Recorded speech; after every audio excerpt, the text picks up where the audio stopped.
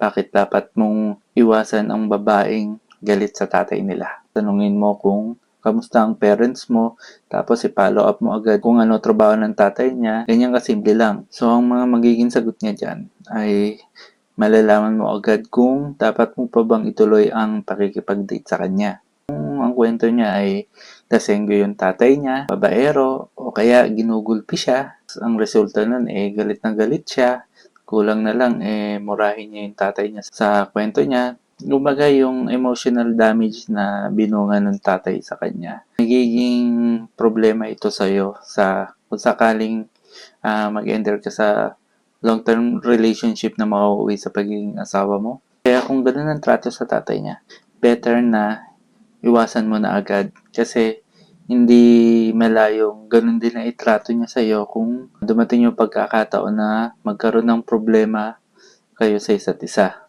Tandaan mo to palagi, ang mga babaeng matino ay proud at malaki ang respeto sa tatay nila. Yung mga babaeng malaki ang respeto sa kanilang ama tapos proud sila dito, isang indikasyon lang yun na maganda yung naging pagpapalaki sa kanila. Hanggat maaari, hindi sila binigyan nito ng, alam mo yun, ng mga emotional stress sa pamilya. Pag matino yung naging tatay nila, palagi nilang ina-advisean yung anak nilang babae para umayos yung buhay.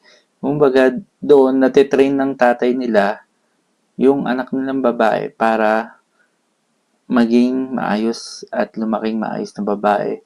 Kasi nga, ang trabaho kasi ng tatay sa buhay ng mga anak nilang babae ay nagsisimula yan pagdating ng teenage year. Diyan yung pinakakailangan ng mga babae yung tatay nila kasi ang tatay yung medyo nagsasabi ng katotohanan tsaka kung ano yung magiging risks kung ito yung pipiliin ng babae at tsaka kung ito yung gagawin niya.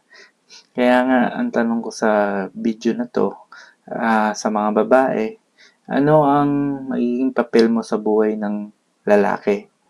Magiging kapakinabang ka ba? O magiging problema na dahil sa hindi mo maintindihan yung mga dapat mong gawin sa isang relasyon? Simple lang naman ang mga gusto ng mga lalaki. Yung babaeng magko-complement sa buhay, tsaka yung sa goals nila sa buhay.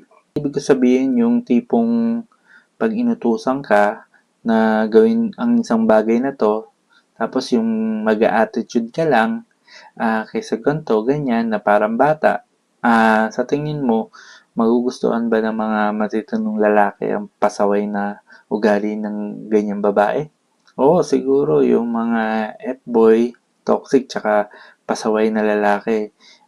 Kasi yan yung mga na-attract ng mga babaeng feeling privilege na at hindi nila alam ang dapat nilang roles pag pumasok sila sa isang relasyon. Dapat din tandaan ng mga babae na yung lalaking kaya silang bigyan ng magandang buhay, seguridad. Hindi yan papatol sa babaeng toxic at pasaway. Kailangan mo lang na maintindihan na dapat mong ayusin yung buhay mo habang bata ka pa.